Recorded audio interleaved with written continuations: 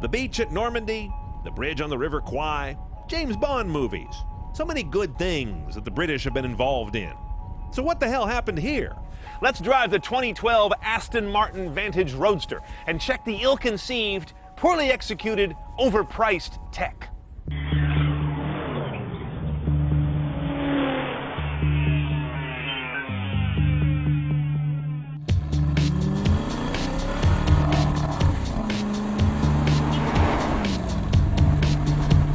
So what is an Aston Martin Vantage? It's the smallest Aston Martin. It's a handmade car, and this one's a Roadster.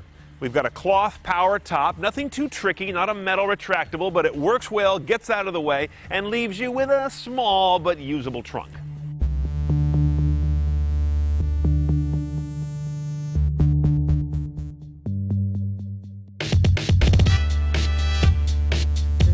So if the looks of this car are all it's got going for it, let me show you all the things it doesn't have going for it. Starting with that, the insult. Who the hell puts that in a car like this?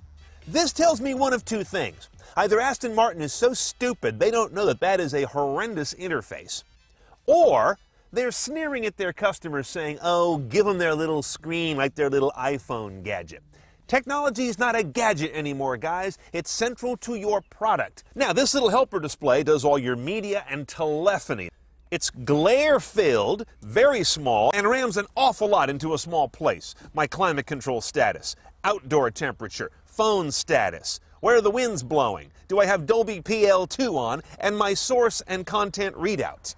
You can do Bluetooth calls in this car, but that's optional. I mean, after all, it's only 136 grand. Let's not throw in the Bluetooth. You won't be streaming Bluetooth stereo audio because that's simply not available. So go ahead and put your phone down here in the phone cradle, except it won't fit. And then there's this. What is this?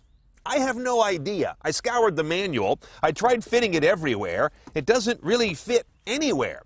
It might just be a sex toy the last reviewer left here. This is called the trinket holder. In other words, this is where you put your wedding ring when you're out at the bar cruising for cougars. Behind here are some strange little binnacles. There's one behind me here that has the world's crappiest toolkit, and then there's one over here that goes to nothing. Oh, check this out. Very nice, fancy cigarette lighter holder, except it's not. It's the wrong diameter. Apparently, that's a special custom holder for a Lamy brand pen, which the last reviewer apparently stole. Now, Aston does this bizarro thing with transmission and key. They make this obsessively fancy crystal key. They also have something called the emotion controller. It's right here in the manual. They don't tell you what it is, and as far as I know, it's a unicorn. You put this thing in to start the car and hold it down, and then the world's strangest transmission controller. Reverse, start, neutral, drive, in this weird sort of layout with the key in the middle. Once you get the car up and running, you look over to your instrument panel, you look at your gauges, and you get mad. Look at the fuel gauge or the temperature gauge. They use white markings on a bright aluminum bezel. You can't read the markings in any conditions. So all I can tell is that I'm somewhere between full and empty. The speedometer goes to 220. The car goes to 180. You'll be going to maybe 100. So why waste all that space on the gauge, making it impossible to tell if I'm going 55? The best I can tell is I'm in between 40 and 60. The tachometer goes counterclockwise. Does anything else in the Western world increase going counterclockwise? The final insult in this vehicle as you prepare to pull away is that you really don't fit. We have the top down for shooting the video, but I'd still have the top down, even in the rain, because that's the only way I fit in this car. This car is for little men. Before we hit the road, let's check out the engine bay where the story does brighten considerably. This is one beautiful motor. It's a real engine. It's made of real engine parts. I'm not seeing tons of plastic shrouds everywhere. 4.7-liter V8, as you can see. 420 horsepower, about 346 foot-pounds of torque. Gets this 3,700-pound car to 60 in about 4.7 seconds while delivering 1421 mpg. Bad enough to earn you a $1,300 gas guzzler tax. However, the weight of this car is actually pretty svelte, given what it is. Part of that's from what you see in here. In the engine bay, you can pick up on the aluminum, magnesium, the bonded construction, some steel panels, all kinds of different construction technologies put this car together. And it's really quite impressive from that aspect.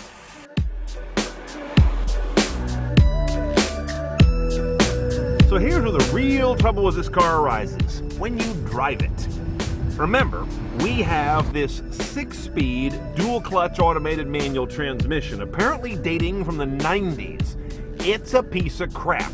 The car falls flat on its face between every gear. I don't care if you're heavy on the throttle, light on the throttle, barely on the throttle, middle on the throttle. Self-shifting on the paddles, regular mode, sport mode. This thing drives like a 15-year-old learning to drive a stick. It's a disaster. The brutal shame is this car handles really well, and I think it's got a great engine. I have no idea. I can't get to the engine because this crap gearbox is completely in the way. I'm just really shocked this car was approved for production, and I'm being quite honest. Put the car in sport mode here. It does remap the throttle so you get more aggressive acceleration. It supposedly unleashes more torque. I'm not sure what it does there. Maybe it remaps the valve train. And it also opens up some valving in the exhaust system to give it a real throat. Now, as you can see, this car rides like a truck, and there is no suspension settings on it. It's just the suspension. Sporty, really hard. So herein lies a broken car, which for $100 and something thousand is inexcusable. And I know this car is handmade and that counts for something, I guess. But in this day and age, it's no longer quaint to have things that creak and rattle, that weird wind noise back here. That's just not funny anymore. It's not charming.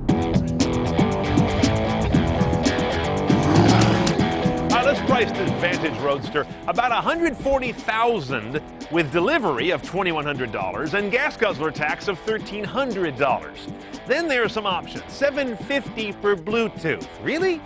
I'm pretty sure I'm reading the option sheet right that navigation thingy is $2,700. Who priced this stuff? Henny Youngman? Now, save yourself $5,000 by getting rid of that Soviet-era gearbox and going with the standard 6-speed manual. The other thing we have is the $1,600 Aston Martin Premium Sound. It sounds pretty good.